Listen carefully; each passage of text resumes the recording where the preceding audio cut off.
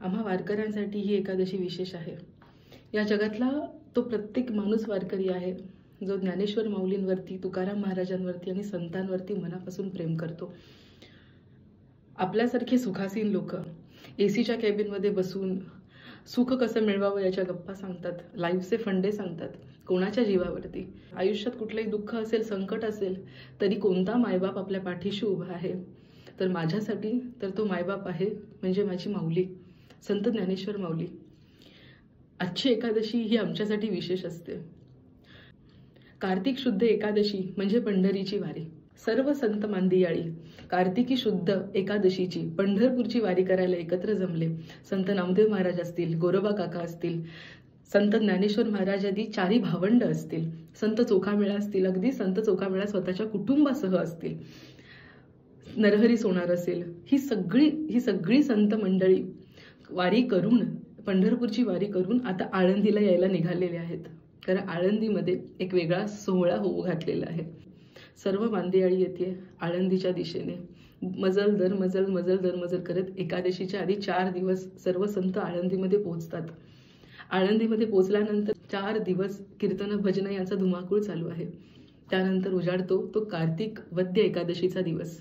एकादशीचा दिवस म्हणजे तर काय विचारायलाच नको, आम्हा वारकऱ्यांसाठी जणू सणच असतो तो सण सगळे संत साजरा करतात, ती एकादशी सगळेजण साजरी करतात। त्याच्यानंतरचा दुसरा दिवस द्वादशीचा दिवस, एकादशी सोडण्याचा दिवस, सर्व संत मिळून एकादशीचं पारणं करतात। हा सर्व सोहळा आपल्या डोळ्यासमोर कोणी शूट करून ठेवला आहे तर ते म्हणजे संत नामदेव महाराज। संत नामदेव महाराज याचं वर्णन करतात, संत भक्त येऊनी थोर थोर हरी नामाचा केला गजर, अहोरात्र दिवस 4 आळंदी क्षेत्र गजबजले, एकादशीसी गजर नामदेवे केली कथा सुंदर, द्वादशीसी 2 प्रहर पर्यंत घडले पारणे। म्हणजे द्वादशीला 2 प्रहरापर्यंत एकादशीचं पारणं सुद्धा झालं। साऱ्यांनी एकादशीचा तो सोहळा छान एन्जॉय केला। तेची रात्री प्रासादिक हरिदास कान्हू पाठक, कीर्तने करती परम भाविक श्रोते कथेसी रंगले। कान्हू पाठक यांचं सुंदर प्रासादिक कीर्तन झालं। त्यानंतर तो दिवस उजाडला। कोणता दिवस? कार्तिक वद्य त्रयोदशीचा दिवस। तो दिवस उजाडावा असं कोणालाच वाटत नव्हतं। सर्व मांदियाळी उपस्थित होते। गोरोबा काका स्वतःच्या कुटुंबासह, संत चोखामेळा स्वतःच्या कुटुंबासह, नामदेव महाराज स्वतःच्या सर्व कुटुंबासह, अगदी ज्यांच्या शब्दस्पर्शाने जे ब्रह्मरूप झाले ते स्वतः नामदेव महाराज तेही तिथे उपस्थित होते। सर्व त्यावेळेची सर्व संत मांदियाळी तिथे उपस्थित होती। प्रत्येकाला वाटत होतं की हा क्षण येऊ नये, तो क्षण येऊन ठेपला। पांडुरंगाला सुद्धा वैकुंठात आता बसवेना, कारण त्याचा प्राण सखा तो समाधीस्थ होणार होता। त्याचं वर्णन नामदेव महाराज करतात, देव निवृत्ती यांनी धरले दोन्ही कर, जातो ज्ञानेश्वर समाधीस्थ। काय ह्या प्रसंगाची आपण कल्पना करावी किंवा इमॅजिनेशन करावं। केशरगंधाचा मळवट ज्ञानेश्वर माऊलींचा भरण्यात आला, सर्व अंगाला केशरगंध लावण्यात आला, तुळशीचे हार गळ्यात घातले। एक हात नामदेव महाराजांनी पकडला, एक हात स्वतः पांडुरंगाने पकडला आणि माऊलींना समाधी ज्या ठिकाणी घ्यायची त्या आसनापर्यंत आणलं। माऊलींनी 3 वेळा हात जोडले। या प्रसंगाचं वर्णन नामदेव महाराज करतात, देव निवृत्ती यांनी धरिले दोन्ही कर, जातो ज्ञानेश्वर समाधीसी, नदी याची माशा घातले माझवन, तैसे जनवन कालविले, दाही दिशा धुंद उदय असताविन, तैसेची गगन कालविले। दाही दिशा उदय असताविन कशा कालवून निघतील तसं गगन कालवलं, जाऊनी ज्ञानेश्वर बैसले आसनावरी, पुढा ज्ञानेश्वरी ठेवी येली, ज्ञानदेव म्हणे सुखी केले देवा, पाद पद्मी ठेवा निरंतर। ज्यांच्या समाधीवरती आत्ता बादल्या भरून पंचामृत ओतलं जातं त्या ज्ञानेश्वर महाराजांना त्या काळात कोणी चमच्यावर दूध नाही दिलं। दूध सोडा, पाणी सुद्धा पिण्याची मुभा नव्हती। सार्वजनिक पाणवठ्यावरती पाणी पिण्याची सुद्धा मुभा नव्हती। असे ज्ञानेश्वर महाराज एवढा अन्याय सहन करून सुद्धा, एवढं दुःखप्रद आयुष्य जगून सुद्धा इथे म्हणतात की देवा सुखी केलंस मला। ज्ञानदेव म्हणे सुखी केले देवा। ज्ञानदेव म्हणतात की देवा मला आता सुखी ठेवलंस, बस आता तुमच्या चरणाजवळ ठेवा। काय त्या महात्म्याची उदारता असावी, काय त्या महात्म्याची भावना असावी।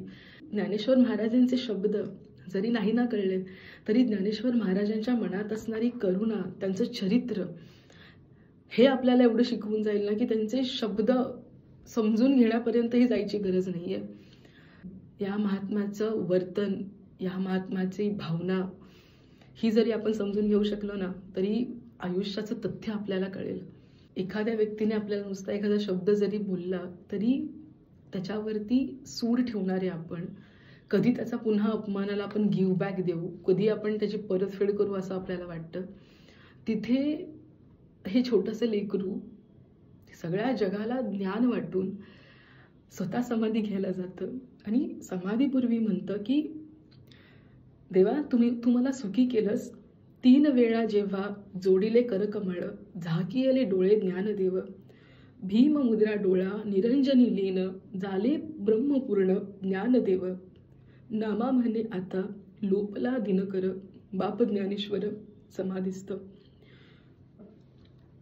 रोम आणि रोम सुद्धा ज्यांचा पवित्र झाला. मला नेहमी एक गोष्ट वाटते की माऊलींचे शब्द कळणं, माऊलींचे जर शब्द आपल्याला कळत असतील तर तुम्ही खूप ब्लेस्ड आहात. पण त्यांचे शब्द जरी नसतील ना कळत, तर माझ्या माऊलींचं नुसतं चरित्र जरी कळालं तरी सुद्धा तुमचं आयुष्य उद्धरून जाऊ शकतं. या जगामध्ये तुमच्यासारखा जगाला दया दाखवणारा कुठला माणूस असू शकत नाही. हा एवढा मोठा महात्मा ज्याचं आयुष्य इतकं दुःखप्रद होतं तरी सुद्धा त्याने जाताना पसायदान गावं, लोकांच्या सुखाची अपेक्षा करावी. म्हणजे काय म्हणणार तुम्ही. मला तर नेहमी वाटतं काय अध्यात्म आणि कशाचं काय. माझ्यासाठी माऊली हेच सर्वस्व आहेत. माय ज्ञानेश्वर, बाप ज्ञानेश्वर, माझा बंधू सखा, माझं सर्वस्व ज्ञानेश्वर. भाविक हो, या जन्माला येऊन अध्यात्म नाही कळलं न कळू दे, देव नाही भेटला न भेटू दे, पण आयुष्यामध्ये एकदा तरी माऊलींचं दर्शन ज्ञानेश्वरीतून करा. आत्तापर्यंत या जगामध्ये असा कोणताच माणूस जन्माला आला नाही आणि भविष्यामध्ये येणार नाही जो माऊलींसारखा असेल, ज्याचं हृदय माऊलींसारखं असेल, ज्याचं कौशल्य, ज्ञान, मनातली आर्द्रता, मनातले कारुण्य, मनातलं प्रेम. म्हणजे आपण आपल्या माणसांवरही जेवढं प्रेम करत नाही तेवढं प्रेम माऊलींनी या जगावरती केलं. काही नाही ना करता आलं, नाही तुम्हाला ग्रंथ वाचता आले, नाही ज्ञानेश्वरी वाचता आली. लोक म्हणतात मला की तुम्ही सारखं पारायण करा असं सांगतात. ते करण्यामागचं कारण आहे, पण तेही जर नाही ना करता आलं तर फक्त एक करा, मनापासून माऊलींना शरण जा. भौतिकातलं काय मिळवायचं आहे हो. जर तुम्ही मनातून समाधानी झालात की कुठलंही संकट येतंय, कुठलीही दुःखाची बाजू येते, कुठलीही वेळ येते, तर माझा सखा, माझा माय, माझा बाप, माझा बंधू ज्ञानेश्वर माझ्याबरोबर आहे, ही एक भावना आली ना की कशालाच घाबरायची गरज नाही आहे. वेद, पुराण ह्या सगळ्या गोष्टी भले न कळत, आपण ते कळण्यात, ते समजून घेण्यासाठी, ते वाचण्यासाठी हे आयुष्यही अपुरं पडणार आहे. कदाचित वारकरी संप्रदायही न कळो. इथे खूप मोठी मोठी दिग्गज मंडळी आहेत की जे हे संप्रदाय चालवण्यासाठी खूप कपेबल आहेत. आपण फक्त एवढंच करायचं आहे, माऊलींच्या सहवासामध्ये ज्ञानेश्वरी वाचत राहूया. कळो न कळो माऊलींच्या हातात आहे, पण त्या माऊलीच्या सहवासात राहूया, माऊलींच्या चरणाजवळ बसूया. एकदा या, बघा किती सुख आहे माझ्या माऊलींच्या चरणांजवळ.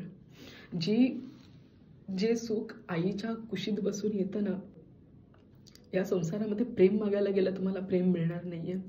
या संसारामध्ये तुम्ही कुठल्याही नातेवाईकावरती स्वतःचा वेळ, संपत्ती कितीही दिली तरी तुम्हाला त्यांच्याकडून प्रेम मिळणार नाहीये.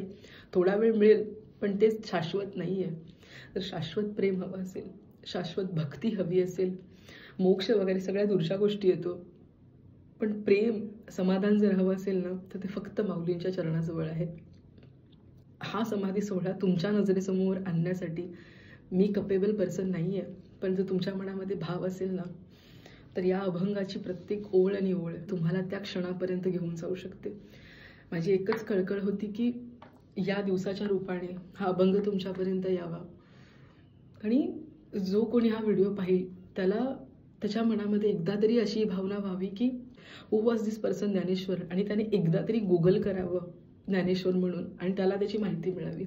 एवढीच माझी भावना यामागची आहे. याच्या पलीकडे काही सांगावं आणि तुम्हाला काही अनुभूती द्यावी एवढा माझा अधिकार नाही आहे. तुमच्या आयुष्यात जर गुरु नसतील आणि तुम्हाला वाटत असेल की मी आयुष्यात गुरु करावा पण कोणती व्यक्ती जर भेटत नसेल तर फक्त ज्ञानेश्वर ज्ञानेश्वर म्हणा. तो शब्द तुम्हाला तो शब्द तुम्हाला पहिलं तीरापर्यंत नेल्याशिवाय राहणार नाही, एवढी ताकद माऊलींची. ज्ञानेश्वर महाराजांच्या चरणी समाधी सोहळ्यानिमित्त माझी भावपुष्पांजली अर्पण करते आणि सर्व वारकऱ्यांच्या चरणी पुन्हा एकदा दंडवत घालते. लोपला दिनाकर नाम म्हणे आता, लोपला दिनाकर बाप ज्ञानेश्वर समाधीस्थ झाले ब्रह्मपूर्ण, झाले ब्रह्मपूर्ण, झाले ब्रह्मपूर्ण,